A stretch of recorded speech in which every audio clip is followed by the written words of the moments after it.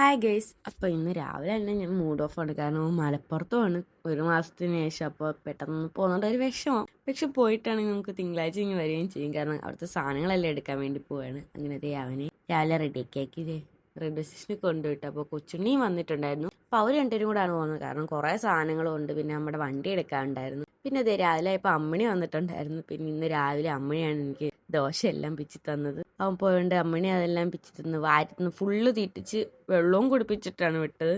അമ്മ പറയണം ഫുള്ള് വെള്ളമൊക്കെ കുടിച്ചിട്ട് തന്നെ കാണിക്കണം ഇഷ്ടം. അവളാണെങ്കിൽ വന്ന് ഫുള്ള് നോക്കി. പിന്നെ ഞങ്ങൾ രണ്ടും കൂടെ അപ്പുറത്തെ വീട്ടിൽ വരെ ഒന്ന് പോയായിരുന്നു. ജസ്റ്റ് അങ്ങനെ പോയിട്ടൊക്കെ വന്ന് തിരിച്ചതേ അപ്പുറത്തെ ചോട്ട വന്ന് പമ്പൊക്കെ മേടിച്ചുകൊണ്ട് പോയി. പിന്നെ അമ്മണി പോയിട്ട് കടയിൽ നിന്ന് ഞങ്ങൾക്ക് പോപ്കോൺ പിന്നെ ഒരു ഉപ്പ് സോഡയൊക്കെ മേടിച്ചിട്ട് വന്ന് പൊട്ടിക്കാൻ നോക്കിയിട്ടാണെങ്കിൽ പറ്റുന്നില്ല. അവളാണ് എൻ്റെ കളിയാക്കൊക്കെ ആയിരുന്നു. അങ്ങനെ പൊട്ടിച്ചെടുത്തു ലാസ്റ്റ്. അപ്പോൾ കുറേ നാളായി അമ്മിണി വന്നിട്ട്. അതുകൊണ്ട് അത് മാത്രമല്ല, പിന്നെ അവർ രണ്ടും ഇല്ലാത്തതുകൊണ്ട് ഞാൻ ഭയങ്കര പോസ്റ്റായിരുന്നു. പിന്നെ അമ്മിണിയെ ഉള്ളതുകൊണ്ട് പിന്നെ കുഴപ്പമില്ലായിരുന്നേ.